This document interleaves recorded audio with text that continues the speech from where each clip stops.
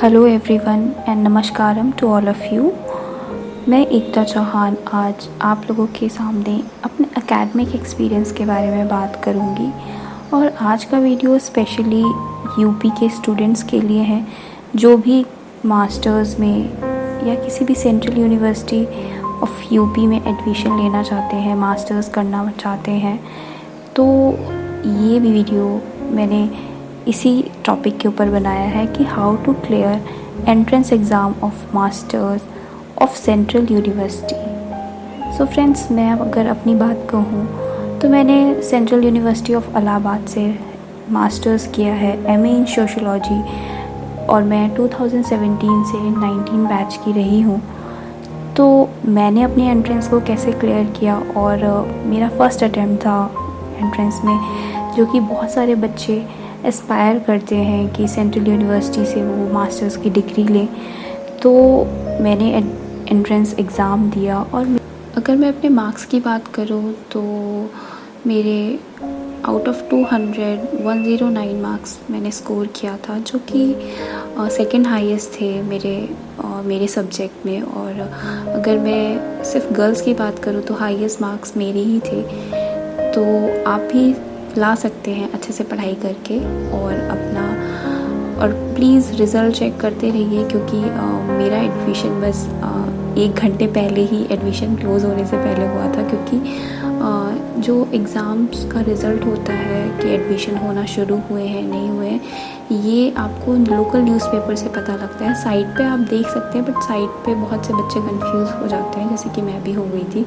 तो आप local newspaper को फॉलो करते रहिएगा रिज़ल्ट आने के बाद कि एडमिशन कब से शुरू होना स्टार्ट हुए हैं। तो आप इसके साथ ऐसे ही अच्छे से पढ़ाई करते रहिए और डेफिनेटली आप लोगों के भी अच्छे मार्क्स आएंगे। फर्स्ट अटैम्प्ट में आप कैसे एंट्रेंस एग्ज़ाम को किसी भी सेंट्रल यूनिवर्सिटी के क्लियर कर सकते हैं, कैसा एग्ज़ाम आता है और कैसा पेपर होता है, तो मैं इन सब पे बात करूँगी।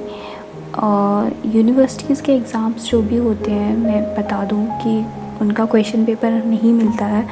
सेंट्रल यूनिवर्सिटी ऑफ इलाहाबाद का मुझे पेपर नहीं मिला था, तो मैं आपको दिखा भी देती, बट मैं इस वीडियो में अपना स्कोर कार्ड मास्टर्स का ज़रूर आपको दिखाऊंगी, सो दैट आप वेरीफाई कर पाएँ और आप मेरी दी हुई जानकारी को अपने एग्ज़ाम को क्लियर करने के लिए यूज़ कर पाएँ, राइट।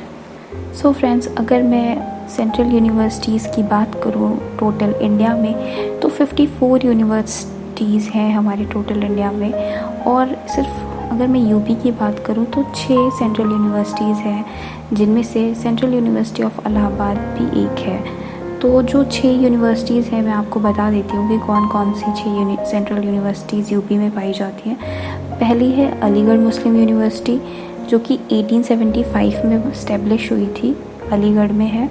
दूसरी यूनिवर्सिटी ऑफ इलाहाबाद है, जो कि 1887 में इस्टेब्लिश हुई थी। थर्ड बात करूँ तो बाबा साहेब भीमराव अंबेडकर यूनिवर्सिटी BBAU लखनऊ में है, जो कि 1996 में बनी थी। बनारस हिंदू यूनिवर्सिटी, जिसे आप BHU के नाम से भी जानते हैं, वाराणसी में, जो कि 1916 में बनी थी, 1916 में इस्टेब्लिश हुई थी। Fifth Rajiv Gandhi national aviation university, जो कि अमेठी में है, 1916 में इस्टेब्लिश हुई थी।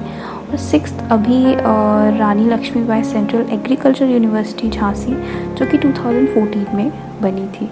ठीक है, तो ये सारी सेंट्रल यूनिवर्सिटीज़ हैं, इनमें आप अपने एंट्रेंस एग्ज़ाम्स के लिए बैठ सकते हैं और अपना अच्छा फ्यूचर बना सकते हैं। सो फ्रेंड्स, अगर मैं बात करूँ कि एंट्रेंस एग्ज़ाम के लिए कैसे पढ़ाई करनी है, तो आपका जो एक सब्जेक्ट होता है, जिस भी सब्जेक्ट से आप एंट्रेंस देना चाहते हैं, तो मैंने सोशलॉजी से दिया था। और तो जो भी आपने अगर ग्रेजुएशन में आपने वो सब्जेक्ट पढ़ा है, तो आप उसको अच्छे से रिवाइज़ कर लीजिए, क्योंकि काफ़ी ग्रेजुएशन से कॉन्सेप्ट उठा के पूछे जाते हैं। बट इन माय केस मेरा जो ग्रेजुएशन है वो मैंने BBA किया हुआ है, तो मेरा बिल्कुल फील्ड ही चेंज हो जाता है। तो मैंने MA सोशलॉजी, तो BBA कॉमर्स से आता है और MA सोशलॉजी आर्ट्स का सब्जेक्ट है, तो मेरा तो बिल्कुल चेंज था। तो मैंने अपने आप से मैनेज किया था। तो स्पेसिफ़िकली मैंने कुछ यूट्यूब की वीडियो से हेल्प ली थी और थोड़ा बहुत अपना पढ़ा था मैंने ग्रेजुएशन में, जो भी पीछे सिलेबस क्या है उनसे, और थिंकर्स के नाम, बुक्स के नाम आप पढ़ सकते हैं सोशलॉजी में।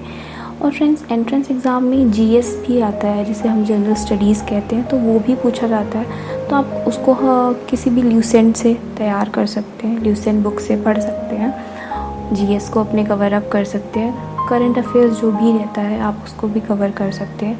और सब्जेक्ट के लिए, जैसे कि मैंने आपको बताया कि आपने अगर ग्रेजुएशन में उस सब्जेक्ट से ग्रेजुएशन किया है तो आप उसको कवर करिए, रिवाइज़ करिए, या फिर आपके सब्जेक्ट से जो भी रिलेटेड मास्टर्स का क्या सिलेबस है उसको देख लीजिए एक बार। और यूट्यूब पे बहुत सारे ऐसे आपको वीडियोस मिल जाएंगे मैं अपने सब्जेक्ट से रिलेटेड, जिनको आप यूज़ कर सकते हैं। और जैसे कि पेपर में इलाहाबाद सेंट्रल यूनिवर्सिटी का पेपर 200 मार्क्स का आता है, जिसमें नेगेटिव मार्किंग होती है। हाँ जी फ्रेंड्स, जिसमें नेगेटिव मार्किंग होती है, तो आपको उतना ही पेपर अटैम्प्ट करना है जितना आपको आता है, जितना आप श्योर शॉट हैं कि आप ये आंसर आपका सही है। तो उसमें से 150 क्वेश्चंस आते हैं, 200 मार्क्स का पेपर होता है, जिसमें 100 जो क्वेश्चंस होते हैं वो आपके सब्जेक्ट से होंगे, और 50 जो क्वेश्चंस होंगे वो आपके जीएस जनरल स्टडीज़ से रिलेटेड होंगे। Right friends. और अगर मैं सोशलॉजी स्पेसिफिकली बात करूँ तो आप थिंकर्स को पढ़िए, जो मॉडर्न थिंकर्स हैं, क्लासिक थिंकर्स हैं, पोस्ट मॉडर्न थिंकर्स हैं, इंडियन थिंकर्स हैं, उनके बुक्स के नाम देख के जाइएगा, कॉन्सेप्ट उन्होंने क्या क्या कॉन्सेप्ट दिए हैं। और एक हरलम्बस बुक है, वो आप देख सकते हैं एंट्रेंस एग्ज़ाम से पहले। ओके। और किसी भी सेंट्रल यूनिवर्सिटी से अगर आप मास्टर्स करते हैं तो आपको यूजीसी नेट क्वालिफाई करने में काफ़ी हेल्प मिल जाती है। जैसे कि मैंने अपने 4th सेमेस्टर तक आते 4th सेमेस्टर का जैसे ही मेरा रिज़ल्ट आया था, उससे पहले ही मैंने अपने मास्टर्स में जो भी पढ़ाई की थी उसके अकॉर्डिंगली मैंने अपना यूजीसी नेट क्लियर कर लिया था बहुत आसानी से। तो ये एक फ़ायदा होता है, किसी भी सेंट्रल यूनिवर्सिटी से आप पढ़ते हैं तो आपका जो भी आपने मास्टर्स में पढ़ा होता है उसके थ्रू आप इजीली अपना यूजीसी नेट एग्ज़ाम क्लियर कर सकते हैं। ठीक है फ्रेंड्स। और यूजीसी नेट एग्ज़ाम्स के लिए कैसे पढ़ना होता है क्या, उसके लिए भी मैं एक डिफरेंट वीडियो बना दूँगी, उसमें अपना मार्कशीट भी आपको शो कर दूँगी।